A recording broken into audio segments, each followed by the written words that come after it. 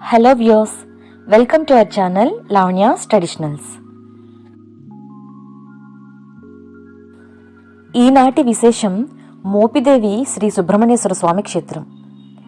ఆంధ్రప్రదేశ్ రాష్ట్రంలోని కృష్ణా జిల్లా దివిసీమలోని మోపిదేవి గ్రామంలో కొలువై ఉన్న శ్రీ వల్లీ దేవసేన సమేత సుబ్రహ్మణ్యేశ్వర స్వామి వారి దేవాలయం గురించి ఈ వీడియోలో మీకోసం. మోపిదేవి క్షేత్రం మచిలీపట్నం నుండి 30 కిలోమీటర్ల దూరంలో ఉంది. భక్తజనుల పాలిట కొంగు బంగారమై సేవలను అందుకుంటుంది. చారిత్రాత్మక ఆధారంగా ఈ దేవాలయం 500 సంవత్సరాల పూర్వమే ప్రతిష్ఠించబడిందని ఆనాటి శాసనాల ద్వారా తెలియజేస్తుంది. ఇక మోపిదేవి క్షేత్రం ఎలా ఆవిర్భవించింది, ఆ మోపిదేవి యొక్క విశిష్టత ఏంటో ఈ వీడియోలో మీకోసం. దానికన్నా ముందు మీరు కనుక మన ఛానల్ని ఫస్ట్ టైం చూసినట్లయితే please subscribe to our channel. పక్కనే ఉన్న బెల్ ఐకాన్ కూడా ట్యాప్ చేసినట్లయితే మన ఛానల్లో వచ్చే ప్రతి న్యూ నోటిఫికేషన్ కూడా మీ దాకా వస్తుందండి. Please do subscribe. Welcome back to our channel Lavanya's traditionals. Kumaraswamy సర్పరూపాన్ని ధరించి సుబ్రహ్మణ్యేశ్వర స్వామిగా మోపిదేవిలో ఉండడానికి ఒక పురాణ గాథ ఉంది. అదేంటంటే, ఒకనాడు కైలాసనాథుని దర్శించడానికి సనక సనందనాథులు ఋషులు వచ్చారట. వారు ఎల్లప్పుడూ 5 సంవత్సరాల వయసు వారిలా కనిపిస్తూ దిగంబరులై భగవద్ధ్యాన నిమగ్నులై పవిత్రాత్ములై ఉంటారట. అదే సమయంలో దేవేంద్రుడి భార్య అయినటువంటి సచీదేవి, అగ్నిదేవుడి భార్య అయినటువంటి స్వాహాదేవి, ఇంకా ఇతర దేవీ దేవతలంతా చక్కగా ఆభరణాలని అలంకరించుకుని వస్తారు.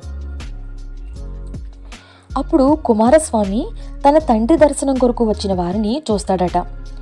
ఒకవైపు ఒంటిపై ఎటువంటి వస్త్రాలు లేకుండా దిగంబరంగా ఉన్నటువంటి సనకస, సనత్కుమార, సనత్సుజాతలనేటటువంటి బ్రహ్మ మానసపుత్రులు, మరొక వైపు ఒంటి నిండా బంగారపు ఆభరణాలను ధరించి మిలమిలా మెరిసిపోతూ వస్తున్నటువంటి సచీదేవి, స్వాహాదేవి, ఈ దేవతలందరినీ కుమారస్వామి తన తల్లి ఒడిలో కూర్చుని ఆడుకుంటూ ఈ 2 దృశ్యాలను తిలకిస్తాడట. అప్పుడు ఆయనకి ఆశ్చర్యం వేస్తుందట. ఆహా, సృష్టి ఎంత విచిత్రమైంది అని పక్కున నవ్వుతాడట. ఆ బ్రహ్మ మానసపుత్రులను చూసి కుమారస్వామి నవ్వినప్పుడు పార్వతీదేవి కుమారుని మందలిస్తుందట. తప్పు కుమారా, ఈ బ్రహ్మ మానసపుత్రుల్ని చూస్తుంటే నీ తండ్రి గారు గుర్తుకు రావట్లేదా? నీ తండ్రి కూడా దిగంబరుడే కదా, ఎటువంటి అలంకరణ చేయడు కదా, ఆభరణాలు ధరించిన ఆ దేవతలను చూస్తుంటే నీ తల్లి అయినటువంటి నేను గుర్తు రావట్లేదా? బ్రహ్మ మానసపుత్రులు నీ తండ్రిలాగా, దేవతా స్త్రీలు నీకు తల్లిలాగా అనిపించటం లేదా? తప్పు అని అలా నవ్వకూడదు అని మందలిస్తుందట.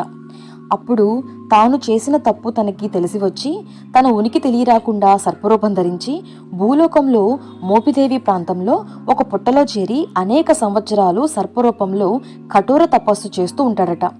ఇదిలా ఉండగా ఇంకొక వైపు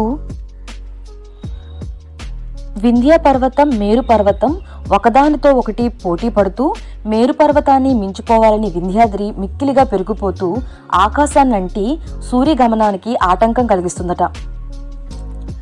అలా ఆటంకం కలగడంతో సూర్యోదయ సూర్యాస్తమయాలు లేక లోకంలో ప్రజలు అల్లల్లాడుతూ పరమేశ్వరుని ప్రార్థిస్తారు. వింధ్యాద్రికి గర్వభంగం చేయాలి అని సమర్థునిగా పరమేశ్వరుడు అగస్త్య మహర్షిని పంపిస్తాడు. ఆ మహర్షి తన భార్య లోపాముద్రతో బయలుదేరి వింధ్యాపర్వతం దరిచేరగానే వారి తపశ్శక్తికి భయపడిన వింధ్య తల వంచి ఆ మహర్షికి దారిస్తుంది. దారిచ్చిన వింధ్యాపర్వతంతో ఆ మహర్షి ఇలా అంటాడట. నేను మరలా తిరిగొచ్చే వరకు ఇలాగే ఉండమని ఆదేశించిన అగస్త్యుడు దక్షిణాద్రికి వెళ్లి తీరం నందు స్నానం ఆచరిస్తూ ముందుకు సాగిపోయాడే తప్ప తిరిగి వెనక్కి రానేలేదు. అలా ముందుకు సాగుతూ అగస్త్య మహర్షి కృష్ణాతీర ప్రాంతానికి చేరి అక్కడ ఉన్న మోహినీపురానికి వెళ్తాడు. ఆ మోహినీపుర దేవి కాలగతిన రూపాంతరం చెంది మోహినీపురపు దేవి అయి మోపిదేవిగా క్రమంగా మోపిదేవిగా అయిందని చరిత్రకారులు చెప్తూ ఉంటారు.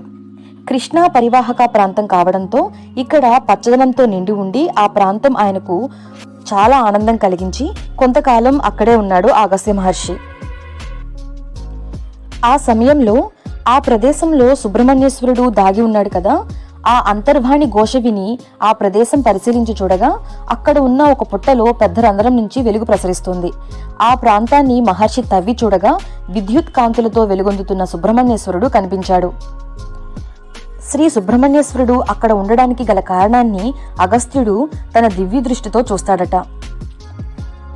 అప్పుడు అగస్త్య మహర్షినికి సుబ్రహ్మణ్యేశ్వర స్వామి ఇలా సర్పరూపంలో ఈ పుట్టలో ఉండడానికి గల కారణం అంతా కూడా అర్థమవుతుందట.